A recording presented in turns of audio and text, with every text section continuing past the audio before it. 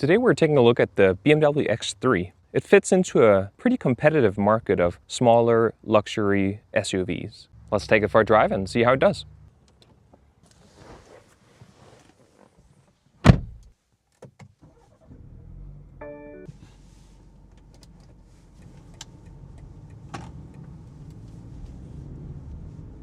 Now the X3 does compete with some of the other medium-sized luxury SUVs. Most notably, we have the Audi Q5, Acura RDX, obviously the Mercedes GLC.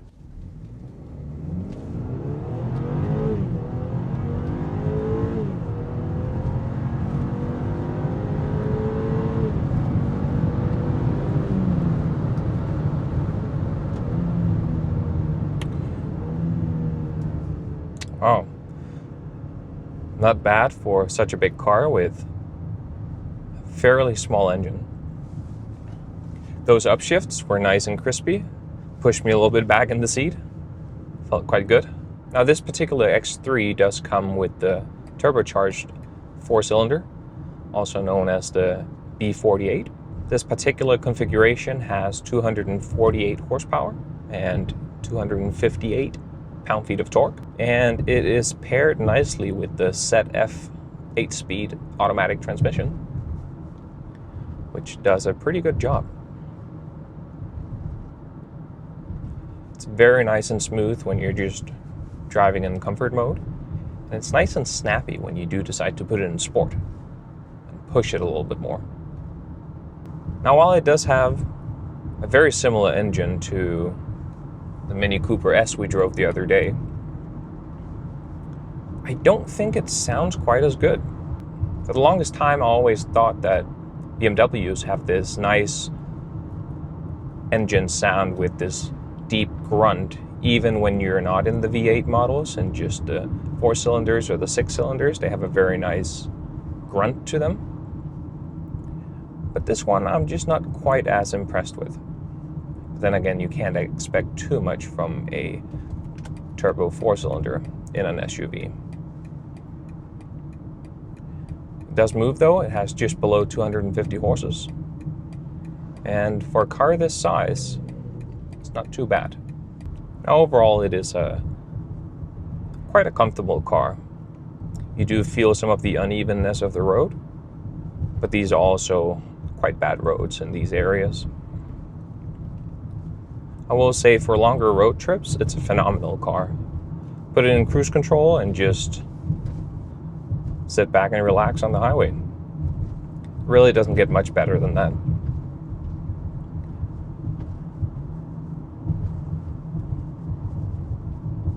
Now, when you do want to feel more engaged driving this car, it obviously has your different driving modes, ranging from Eco Pro, where everything turns quite economic looking. Everything changes to blue and is all focused about efficiency. You obviously have your comfort, and lastly your sport mode. And you can even do further configuration here. Go to individual or configure individual. In here you'll see different options. So how do you want your sport mode to be? Steering can be sporty, engine sporty, transmission a little bit more snappy.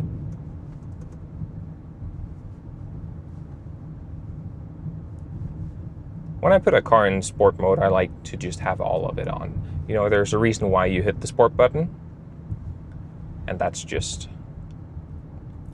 my preference, let's put it that way. We're getting up to a couple of twisted roads here.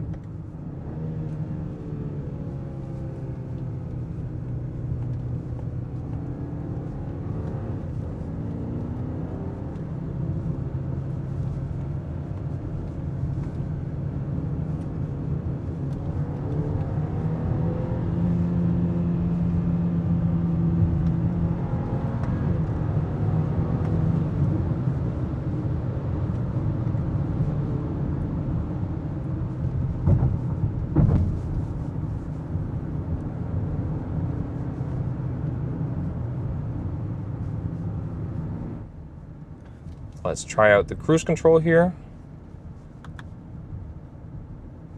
Click of a button, it's enabled. Let's set it to 70. I don't know how much it's showing up on your screen here, but there's a very nice looking heads-up display.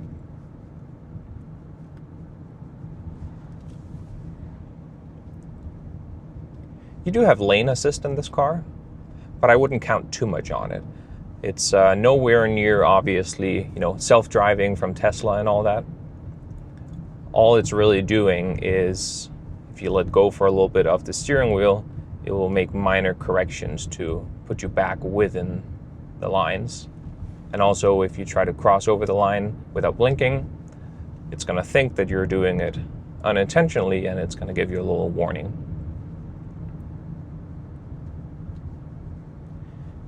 Besides that, it's adaptive cruise control, and I find that quite nice when you're just sitting in traffic and not trying to rush too much. It's nice and quiet in this cabin. We're currently doing 70 kilometers per hour on less than ideal roads. They could be better. It's really quite comfortable. Very relaxed in here and very quiet.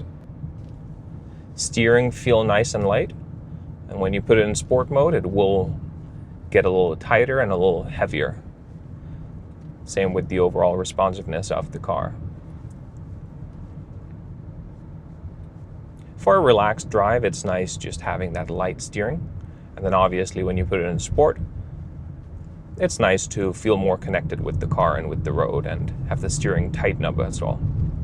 Overall, when you just have the car in comfort mode, it's not very responsive, but I think that is how it should be.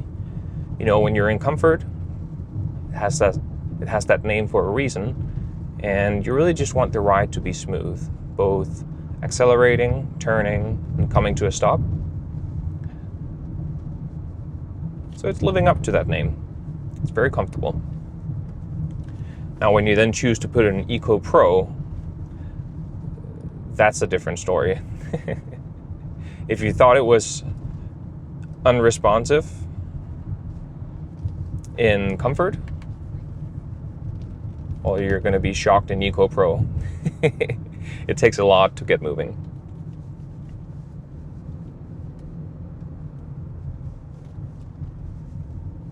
Nice and precise steering through these turns here.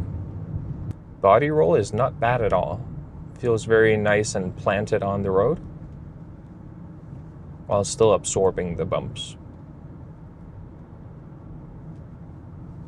Now, something I find with these German cars is you have a ton of different packages and upgrades you can do, and you're obviously paying for all of them extra. You have premium packages, technology packages, this and that, and you're paying for all of them. Whereas with some of the competing, let's say, Japanese brands that are really getting up there in terms of getting to the same level as these German cars, I often find with those competitors, you get a lot for your money.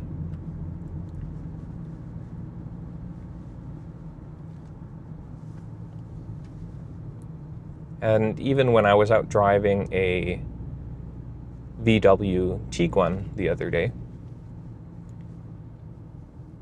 that just came fully loaded. Everything you could think of, it had already included in the price. You didn't have to pay extra for all these things. But I find that BMW, Mini, Mercedes, they're pretty good at capitalizing on all these extra packages. Not to mention the whole subscription model for BMWs. Let's not open that can of worms.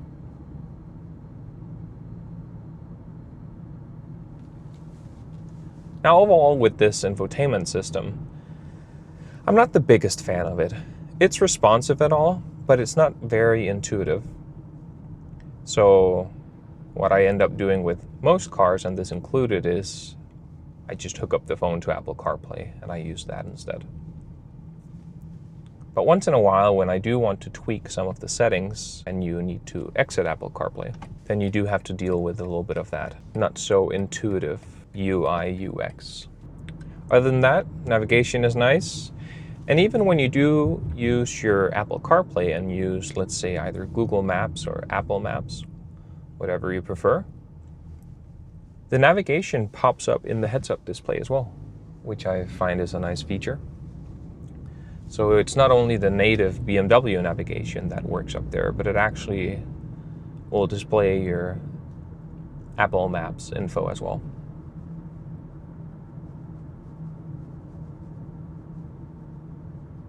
There's not too much to configure here in the instrument cluster. You have the button out here on the left, where it's really only the right side of the cluster that you can change to show some driving info, power, and your media. Very nice leather seats. Heated, but not ventilated, which is another one of those things where today that should just be standard. Now, to be fair, this is a 2021 model, so it's not brand new anymore. The styling of the interior, I think, is classic BMW, at least for this generation. They were good at sticking to real buttons, and then in their newer cars, it's a little bit more touch displays here and there. Something I can really appreciate are the buttons on the steering wheel. Something I have been struggling a little bit with is actually this hand gesture feature that the car has. There's a sensor up here that looks down towards this area, and when you spin around like this, it turns the volume up and down for the music, or when you go like this, it mutes it and unmutes it.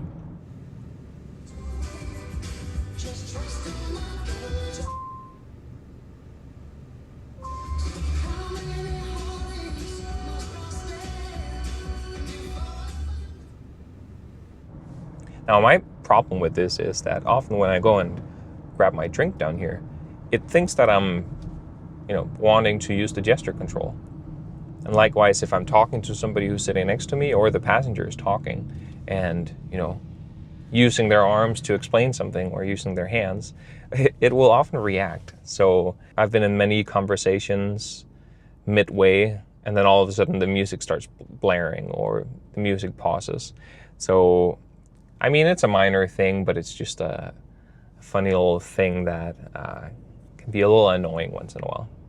Now, I think with this generation, BMW was still doing a pretty good job in styling the exterior of the car. The generation after this one as well, I thought looked decent, but then kind of went downhill from there. I don't know what they're thinking with these new designers they're hiring. At least that's what seems to be on most people's minds. It's weird because, with the newer BMWs coming out, there's always a big kerfuffle when they're first coming out, and people are not too happy with the design. And then, not too long after, it's like people are either just accepting it or the design is growing on them. And you start actually appreciating them. So, I don't know if that's the case this time with the latest models. But I think when the new G80 M3 just came out, there were a lot of split opinions, and now a lot of people love it.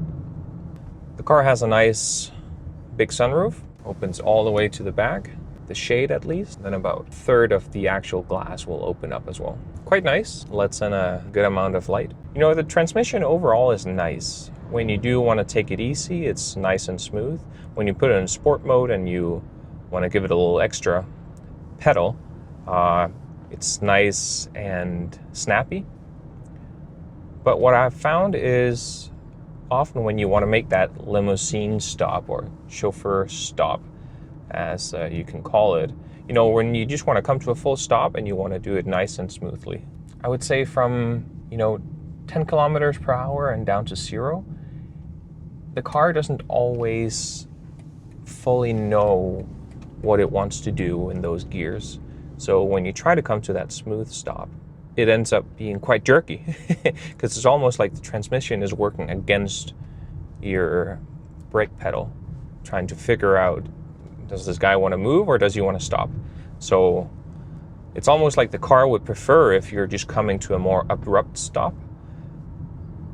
However, you often want to drive a bit more smooth.